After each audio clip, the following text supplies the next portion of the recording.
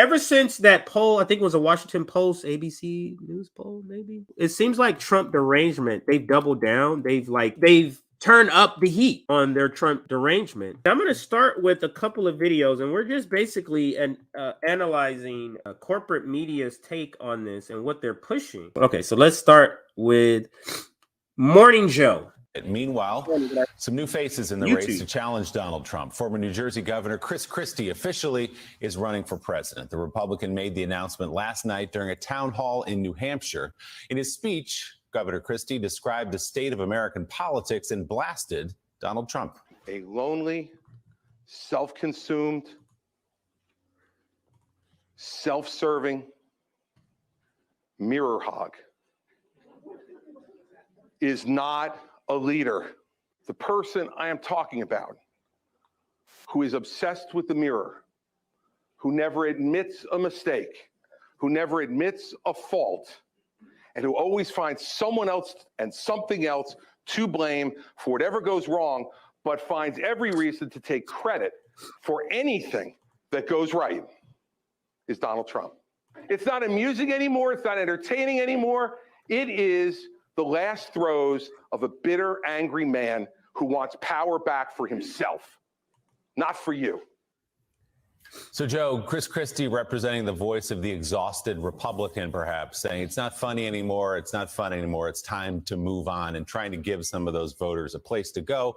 Big focus on New Hampshire for him. He thinks that's the place where he can do best. Didn't do great there, it should be pointed out, in 2016 when he ran and soon after dropped out and endorsed Donald Trump. But what's your take on Chris Christie in the race now? Well, you know, New Hampshire was the site of that February 2016 debate where he ended Marco Rubio's chances to win the nomination. And that was just one debate. And that was his focus in that one debate. You do get the sense that Chris Christie's mission, it may be to win the Republican nomination and be president of the United States. But like Sherman going through Georgia to the sea and his march to the sea, you get a sense here that Chris Christie's march to victory is straight through Donald Trump, and it is political annihilation. That's his goal, total war. And what I suspect, what Marco Rubio saw in one debate, Donald Trump is going to be seeing this entire campaign. Does that move the needle? I don't know. But I was thinking yesterday, Elizabeth, Chris Christie, a former prosecutor. This is a guy that can actually take the case not only about Donald Trump's failings as a president and a politician and a person straight to the voters. So Chris Christie is literally being inserted, and you'll hear this segment and a couple of other segments talk about it in these terms. He is literally being sent out to be the guy to talk about Trump in this way so they can bring up footage for their segments and see Chris Christie, he's polling at less than 1%. Chris Christie is polling at less than 1%. And then think about another thing. He's a regular panelist on the show this week with George Stephanopoulos. He just goes from that, literally was just on the show. I saw him on there a couple of weeks ago, and they brought up, because he hadn't announced yet. He just go from that to here. Now he's running, and he just go back when he drops out, goes back to that seamlessly without changing his perspectives on the show, and nobody finds that as an issue. But let's continue with more of what they say. This is so a clear push that they want Chris Christie in here just specifically for this. There's no chance that he's going to win. He's literally polling less than 1%. But also the federal indictment that is coming. It seems Chris Christie's lined up perfectly to be the one taking it to the voters going, no. You know what? This is great. sad. Your uncle on Facebook told you that. No, let me tell you, I did this for years. I prosecuted for years. Let me tell you why he's wrong and why Donald Trump's wrong and why he's not fit to be president. Maybe Christie's able to carry that message in a way that's stronger than anybody did in 2016. Maybe, but everyone's going to ask, where have you been the last number of years. Thank And you you. were endorsing Donald Trump, supporting him, talking about becoming his chief of staff. It's a complete U-turn, and it's going to be hard for some voters to take. I mean, yes, he's appealing to that dwindling number of Republicans who are fed up with Donald Trump and need someone else. But again, it's going to be Trump will eviscerate him, and it's going to be annihilate him. So we shall see. He's interesting to watch. So this lady, that's why I wanted to play this particular part. This lady comes in and says, this is pretty much nonsense. Trump is going to eviscerate this guy. But then they go right back to with hope. It's such desperate hope in this particular guy, into Chris Christie, that the likes of like Morning Joe, it's such desperate hope in this guy. Right. He's not a boring candidate. He's lively. He's smart.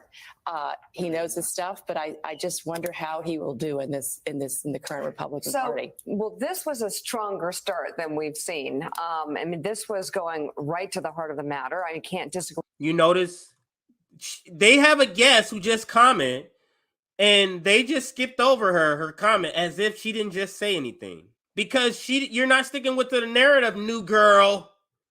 You're not sticking with the narrative, new girl. This is not part of the narrative of Chris Christie being the guy. And let's go to another video now.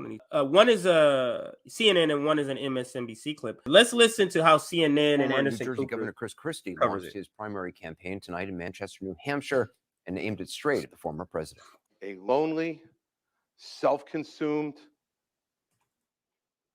self-serving mirror hog. He was remembering his lines. Like he is being sent in to be the media's mouthpiece in the campaign. He's literally going to be talking about Donald Trump in the way that the media wants him to talk, a candidate to talk about Donald Trump. I should say a Republican candidate to talk about Donald Trump, so they can go to that person. It's amazing to me how all these people get all this attention on the Republican side, but they don't do this for Marianne Williamson, and I don't even like her. Marianne Williamson is polling better than Chris Christie. They didn't cover her like this. Is not a leader. Well, let me be clear, in case I have not been already. The person I am talking about, who is obsessed with the mirror, who never admits a mistake, who never admits a fault, and who always finds someone else and something else to blame for whatever goes wrong, but finds every reason to take credit for anything that goes right, is Donald Trump. And if we don't have that conversation with you, we don't deserve to ask for your vote. We don't deserve the mantle of leadership. We don't deserve to have you think of us as people worthy of leadership. As former Governor Christie tonight, he has famously had a bumpy history with the former president. He was sharply critical during the 2016 primaries, then dropped out, re-entered the fold as a born-again Trump supporter, then broke with him again after January 6th. There's a sampling of some of the tough words he's had for the former president in the 2016 race and the run-up to tonight. He gets criticized.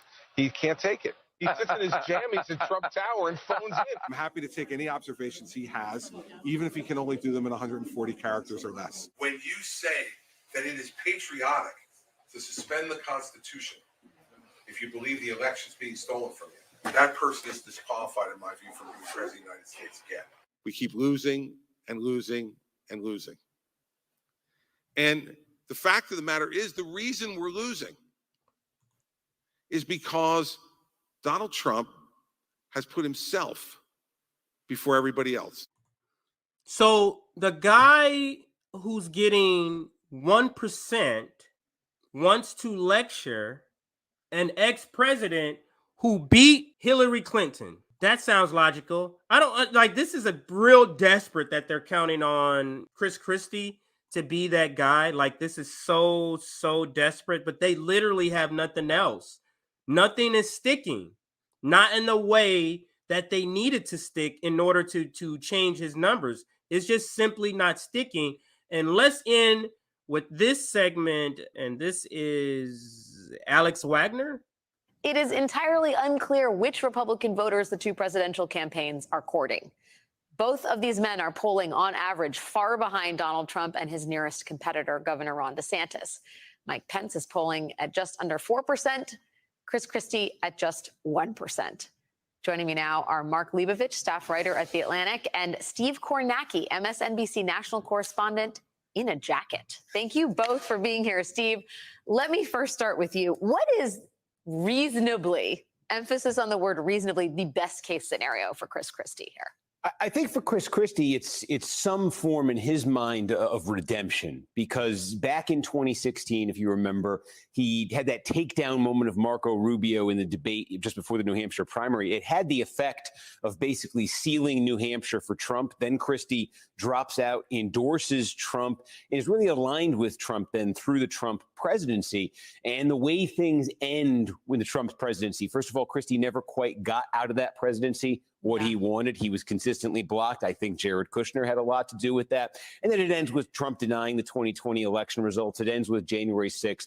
And it ends, I think, with Christie sort of looking around and saying, you know, geez, I put my neck on the line for this guy. So I think Christie relishes the opportunity. I don't know if he's going to get it, but you can see from that town hall tonight, he relishes the opportunity to get on stage with Donald Trump and say things to Donald Trump's face in a way that he thinks no Republican has in 8 years said to Donald Trump to his face. I don't know if he's going to get that moment, but I think that's what he wants. Yeah, I tend to agree with you. I think this is some sort of like personal redemption tour. But Mark, you have a great interview with Christie in The Atlantic from last month. And there's this amazing quote from Christie. I'll read it to everybody who has not yet read the piece. "I'm not going to dwell on this, Mark," Christie said. "You guys drive me crazy. All you want to do is talk about Trump. I'm sorry. I don't think he's the only topic to talk about in politics. And I'm not going to waste my hour with you this morning," which is a joy and a gift, "on just continuing talking, asking, and answering the Donald Trump question from 18 different angles." Does Chris Christie not realize that is the whole point of Chris Christie as a presidential candidate? No, which is absurd. This is what Alex Wagner, they said right then, like, does he not understand?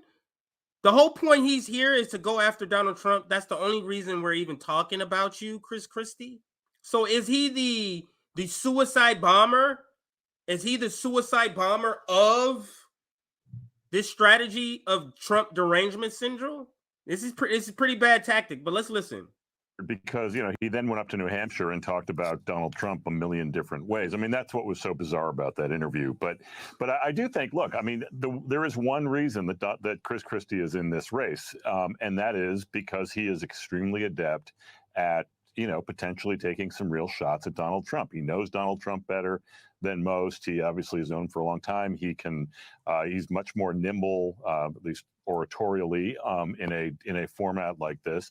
And, you know, that makes Chris Christie, you know, much more compelling, at least to me, than most of the other candidates. See, liberal media is going to love Chris Christie. Going to have the song "Hail to the Chief" played for him, and, you know, Mike Pence too. But I do think that both of them, but especially Christie, could be a very, you know, not just entertaining, but actually a very, very kind of litigious and very, very compelling foil to Donald Trump if this goes forward the way I think it's going to go.